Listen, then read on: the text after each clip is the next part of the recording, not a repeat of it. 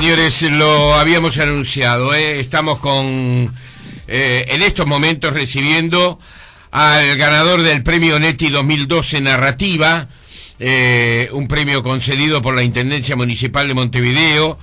Me refiero a Carlos Sabín de María, que acaba de publicar precisamente ese libro que ha recibido esa recompensa en olor de santidad. ¿Qué tal, Carlos? ¿Cómo estás? Buen día. Buen día a la audiencia. Encantado de estar acá en la radio, de estar contigo. Igualmente de recibirte, Carlos, igualmente de recibirte.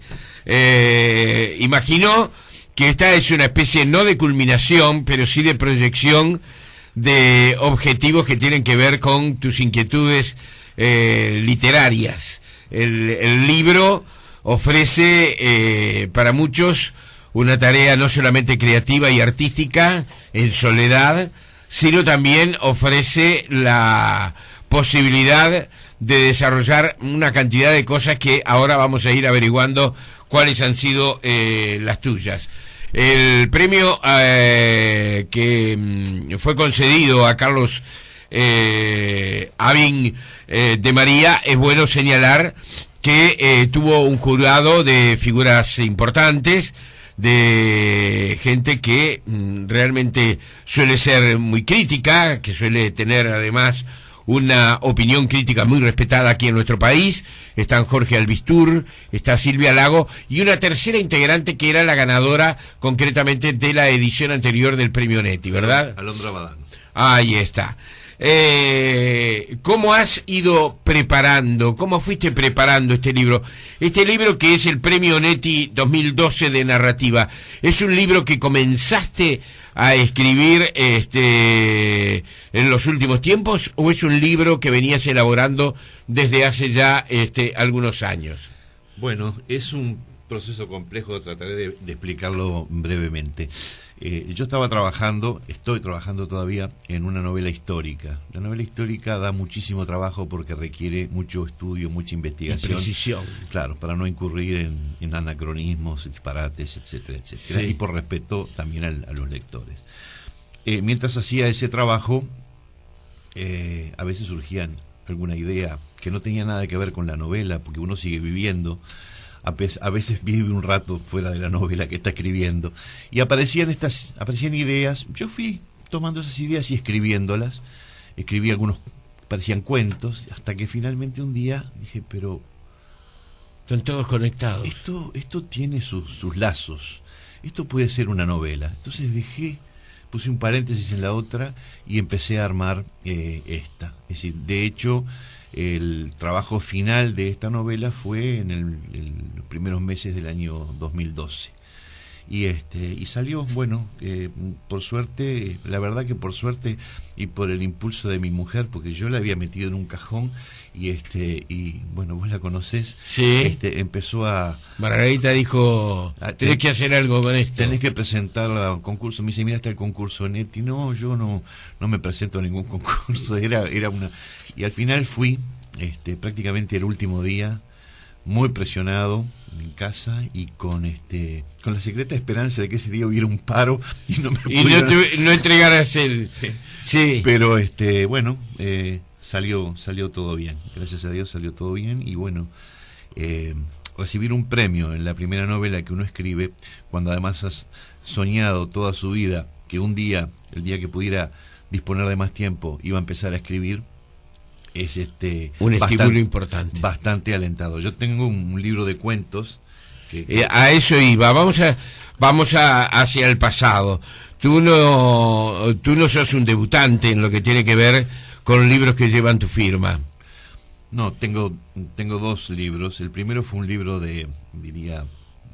para ponerle alguna etiqueta, un libro de economía política.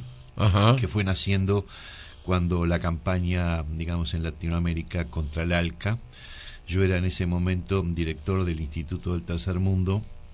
Recorrí América Latina participando en distintos eventos y dando charlas y participando en mesas redondas sobre ese tema, con lo cual fui acumulando una cantidad de material que también un día dije, pero caramba, si esto lo puedo organizar como libro, y se publicó primero acá, en una edición del propio instituto, y después una edición que anduvo por toda América Latina, que la hizo en Río de Janeiro, la Plataforma Interamericana de Democracia, Derechos y Desarrollo. Bien, ese fue el primero. Y después en el 2006, yo digo, los cuentos que fueron naciendo mientras iba manejando del Prado a la Ciudad Vieja y volviendo de la Ciudad Vieja al Prado todos los días a mi escritorio, iba pensando en alguna historia así. Es un libro que nació de una manera un poco insólita. Yo terminaba de concebir el cuento, para lo cual era imprescindible imaginarme el final. Claro. Y entonces después me sentaba y de un tirón lo escribía. Pero ya tenía días, kilómetros, digamos, de elaboración. Ese libro se llama Colgado del Travesaño. Tiene todos los cuentos tienen alguna relación con el fútbol. No con el fútbol de las grandes estrellas, sino con el fútbol del barrio, de la canchita, del campito. Del campito, ahí está. Y lo publicó Alfaguara en febrero del 2006. Ese libro es inconseguible, en el momento está totalmente agotado. Sí, fue un libro que además tuvo también, digamos que comentarios elogiosos. También era un aliciente, ¿verdad?, para comenzar a avanzar en el terreno de la ficción. Sí. A pesar de que mezclaba la ficción y el testimonio. Sí, claro. Acércate un poquitito más al micrófono. Esos cuentos tienen muchos elementos, como todo lo que uno escribe, tiene muchos elementos autobiográficos, pero también en el caso particular del fútbol y del fútbol de barrio, el fútbol de la escuela, del liceo, yo fui al Colegio Pío, tenía más horas de fútbol que de clase, entonces, claro. Y vivía en La Paz. Yo viví en La Paz, departamento de Canelones, hasta los 15 años. O sea que también estaba el fútbol que jugábamos en la calle, en el campito, estaba el fútbol que jugaban los grandes en la cancha del Oriental, el fútbol chacarero, es decir, tenía una cantidad de... La Liga Regional del Sur. Sí, el Oriental era un cuadro siempre sufrido. Sí. Con aquella cancha al lado del arroyo de las Piedras. Ah, exactamente, y que tuvo, digamos, un momento de brillo, Tuvo, poco, pero tuvo. Sí. Y bueno, entonces ahí fueron saliendo esos cuentos donde mi idea siempre era el fútbol como metáfora de la vida, es decir, las cosas que ocurren en una cancha, las relaciones que se dan entre los jugadores, sean compañeros o sean adversarios, hacen, digamos, o tienen mucho que ver con todas las otras relaciones humanas y a veces sirven de espejo, de reflejo para ellas, y en esa medida pueden ser más interesantes, más estando en un país de gente de acá. Dicen que somos 3 millones de directores técnicos. Sí. Precisamos algunos más para ganar la España, me parece. Está bien. Sí. Por favor, algunos más que se vayan agregando. Y llegamos entonces a En Olor de Santidad. Bueno, esa es ya te dije cómo nació esa novela. Es decir, hay una historia central.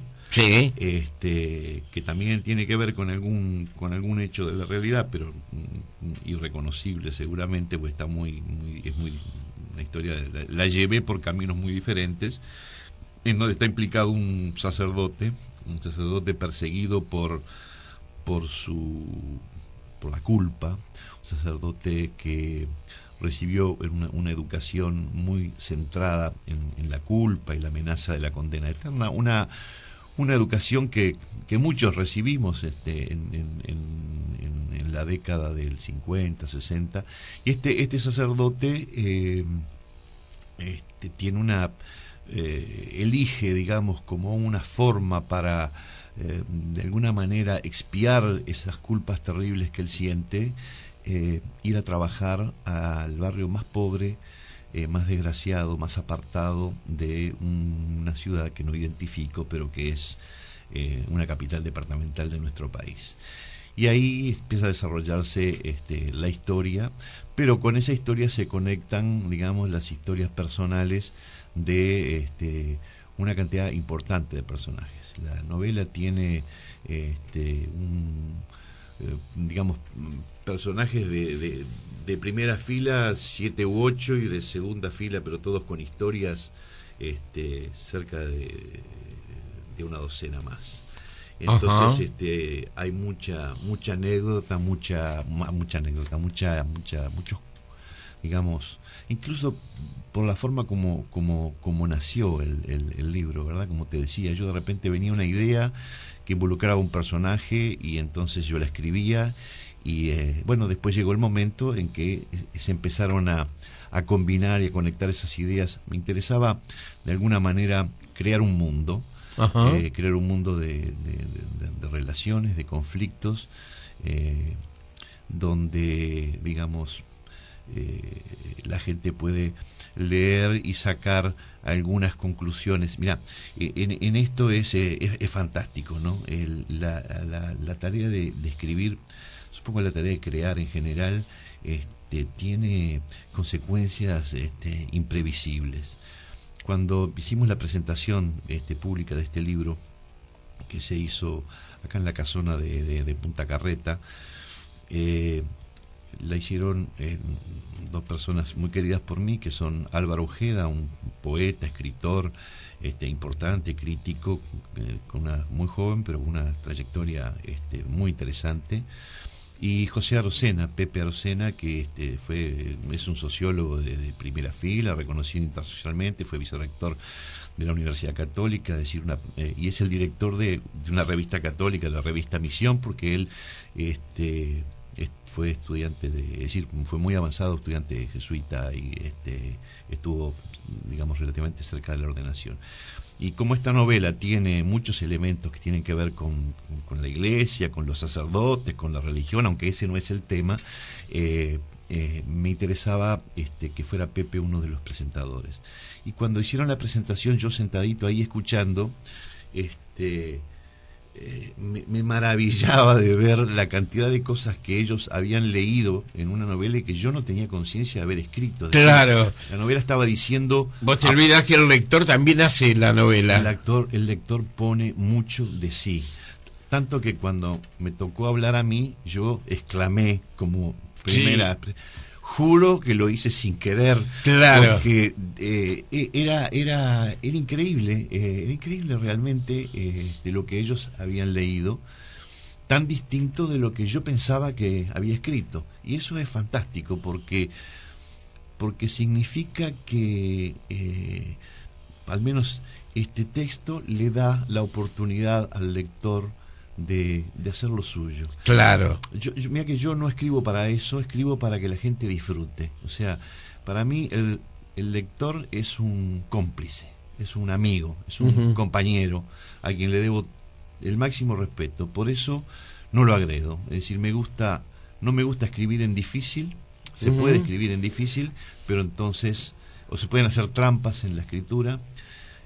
A mí no me gusta hacer eso. Me gusta escribir claro y que sea absolutamente inteligible. Así lo puede leer todo el mundo, y así también el lector tiene la oportunidad de agregar o quitar lo que quiera, hacer sus contribuciones. Ese es mi vínculo, mi mirada sobre el lector. Yo pienso permanentemente en el lector cuando estoy escribiendo, permanentemente.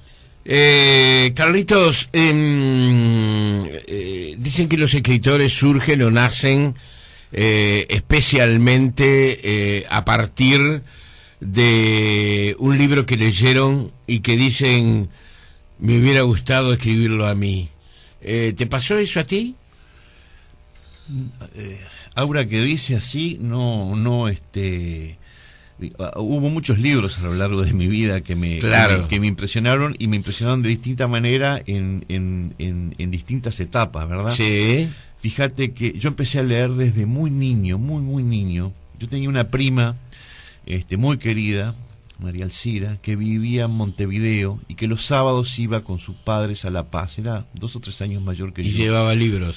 No, ella le gustaba mucho leer. Y un día, le gustaba mucho leer libros de aventuras, aquellos libros de la colección Robin Hood. Oh, sí, tapas amarillas. Ahí está. Y también aquella era una época en que leíamos muchas revistitas. Claro. Entonces, pero un día María Alcira se sintió mayor, sintió que había crecido, que ya aquello no era... Yo tenía 8 años y un sábado apareció mi tío con un cajón, estoy viendo, lleno de libros, y me dijo, esto te lo manda tu prima. Y yo creí que el sábado siguiente lo tenía que devolver. Entonces me pasé leyendo toda esa semana más de un libro por día a esa edad, hasta que me dolía la cabeza de tanto leer. Y el sábado siguiente vino ella y me dijo, no, pero si yo te los había regalado. Claro. Entonces lo volví a leer de vuelta. Y ahí me quedó un gusto por la lectura. Y vos sabés que inmediatamente después de esa primera gran zambullida en el mundo de los libros, me dije que yo tengo que escribir. Por supuesto, no estaba en condiciones de hacerlo a esa edad, pero siempre fue como una cosa, ¿verdad? Que como un deseo postergado. Una asignatura pendiente. Una asignatura pendiente. Después en mi profesión, vos sabés que yo ahora estoy jubilado, pero soy abogado.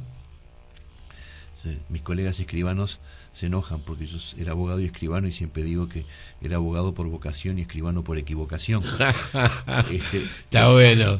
La profesión de abogado me daba muchas más oportunidades para crear escribiendo que la profesión de escribano, que está más reglamentada, digamos, en cuanto a lo que se puede escribir, al menos en los contratos y en las escrituras. En cambio, como abogado, cuando uno hace una demanda, cuando contesta, hace un alegato, tiene, digamos, otro campo. Esa es la explicación, simplemente. Pero, claro, pero además la condición humana debe aparecer en muchos de los casos que un abogado debe atender, ¿eh? Claro, exactamente. Aparecen, historias.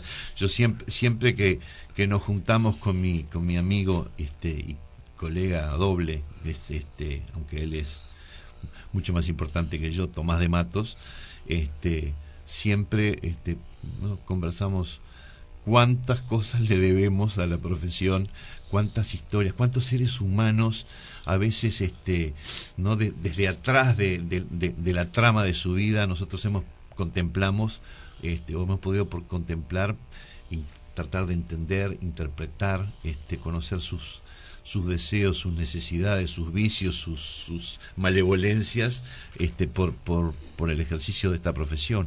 Aparte de que hay tanto que escribir como abogado, porque el proceso sigue siendo en su gran mayoría escrito, por lo menos a lo largo de toda mi vida profesional ha sido predominantemente escrito, que uno mantiene, como decía García Márquez, el brazo caliente. Claro. O sea, a uno no le cuesta sentarse frente a la hoja en blanco, claro, y ahora frente a la pantalla en blanco y escribir, ¿no? Entonces, sí, fue así. ¿Escribís en la computadora o escribís no, o manuscrito? No, escribo en la computadora. ¿Ah, sí? En la computadora, escribo muy rápido yo en la computadora. Tengo, sí, alrededor una cantidad de papelitos en los que voy anotando las cosas que se me van ocurriendo y que no me da el tiempo para no olvidarlas, claro, además. Para no olvidarlas. Es un proceso impresionante, ¿no? Digo que hay que ejercer un cierto grado de autocontrol, porque a veces da la impresión de que uno se desborda demasiado y se puede perder. Claro. Carlitos, ¿cuánto tiempo te llevó entonces la novela? Y bueno, el tiempo de inicio, la forma que ocurrió fue, no lo puedo estimar, porque fueron surgiendo así cosas que a veces quedaban sin terminar. El tiempo de realización efectiva y armado fue 3 meses, 4 meses. ¿Doloroso o gustoso? No, es una cosa... gozosa. Sí. Es una cosa que a mí me provoca un júbilo que hay momentos en que tengo que parar porque digo, no, esto es demasiado. Claro. No, es una cosa fantástica. Claro. ¿Qué le dirías al público de El olor de santidad? ¿Qué va a encontrar? Ya algo dijiste aspectos de la trama, pero fundamentalmente, y más allá de las sorpresas que te llevas y que ya te llevaste con la interpretación o la sensibilidad o el alcance que tiene el libro en otras sensibilidades, ¿qué va a encontrar el lector? Yo espero y me sentiría muy muy satisfecho si el lector, en la lectura de esta novela, en algún momento, en alguna frase, en alguna situación, en algún conflicto se encontrara a sí mismo. Porque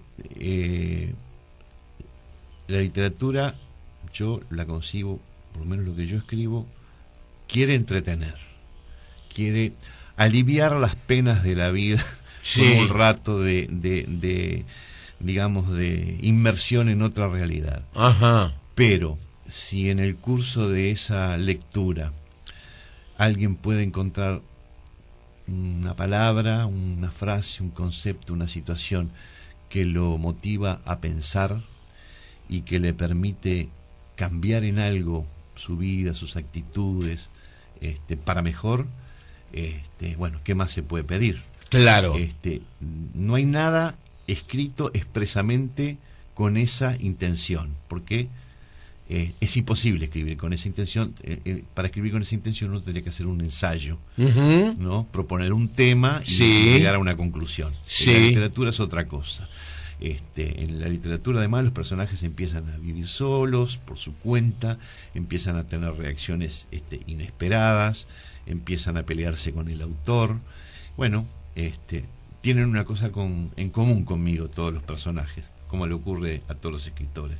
Tienen el mismo autor, que soy yo. De alguna manera, yo, modestamente, a pesar de todo lo que he recibido de otras personas, bueno, pero he hecho algo de mí mismo, soy claro, autor de mi vida de alguna manera. Bueno, ellos también comparten conmigo el autor, y espero que los lectores se puedan encontrar a sí mismos en algún punto. Y yo creo que la novela sí tiene elementos, tiene mucho humor también. Ajá, ¿te gusta el humor? Yo vengo de una tradición familiar de humor. Ajá. Claro, mi tío, Oscar Avín, era un dibujante humorístico muy conocido, firmaba Gaucher también, incluso hay un salón nacional Oscar Avín en homenaje a él, y pero es una característica.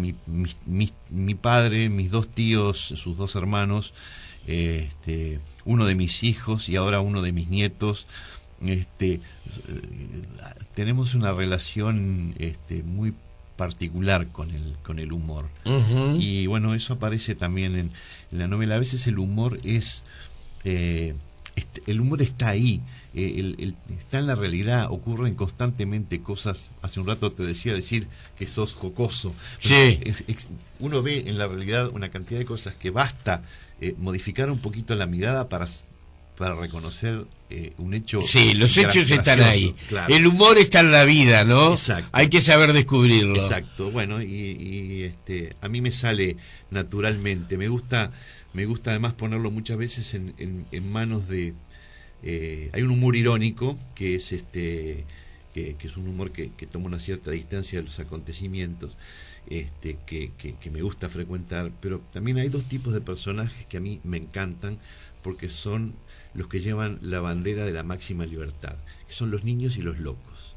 En lo que yo escribo siempre va a aparecer, por lo menos hasta ahora, uno o más niños que están en esa edad en que la realidad es mágica y donde se puede mezclar la realidad con la fantasía, y a veces eso da espacio para un desarrollo del humor o para una mirada muy claro, divertida. Claro. Y los locos, las personas de más o menos digamos consideradas, tienen la libertad de decir lo que se les dé la gana, de interpretar, de creer, y sobre todo a veces de decir verdades que los que aparentemente no estamos locos no nos atrevemos a decir.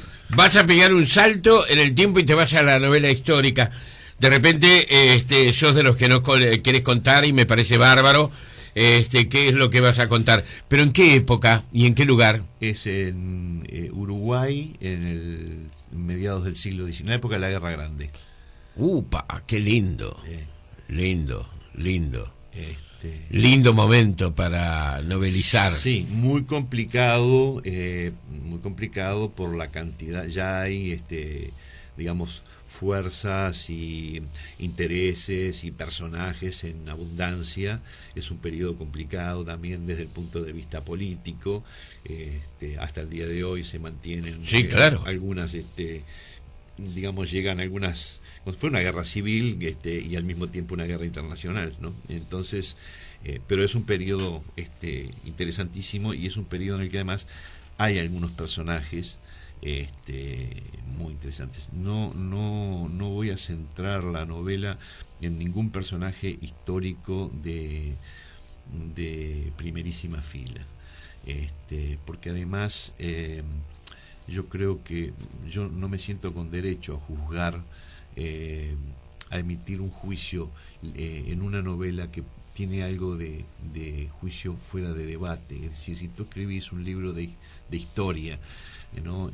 Nuestro amigo Gerardo escribe un libro de historia y hace un juicio sobre lo que fue la actuación de Rivera o de Oribe, está sujeto a debate. En cambio, en una novela como que es más difícil debatir con una novela. Alguien puede escribir para debatir con la novela, pero el autor dijo lo que quería decir y no le interesa debatir. La novela genera, digamos, un espacio, habita un espacio de ficción en el que, viste, no hay lugar para ese tipo de debates. Entonces, yo creo que además no es necesario, ni me interesa ese tipo de personajes como personajes de la novela. Sí me interesan otros personajes, algunos que por ahí han sido olvidados por la historia y que yo he tenido la fortuna de descubrir en mis lecturas, y en consecuencia vas a trabajar sobre ellos. No, ya estoy. Claro. Sí. Señores, el libro se llama En olor de santidad. Ha obtenido el premio Neti 2012 de narrativa, concedido por la Intendencia de Montevideo. Su autor, Carlos Sabín de María, ha estado acompañándonos esta mañana. Es una edición de Banda Oriental, ¿no? Claro, porque Banda es quien publica estos premios. Exactamente, sí. Ahí está. Uno de los sellos históricos sí. de la literatura uruguaya. Un placer trabajar con Banda, con Raviolo, con Alcides, con Silvia.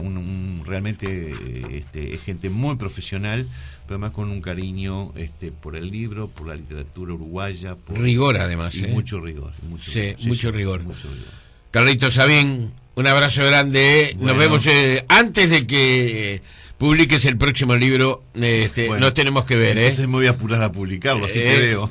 Nos vamos a ver. Gracias por tu visita. Gracias.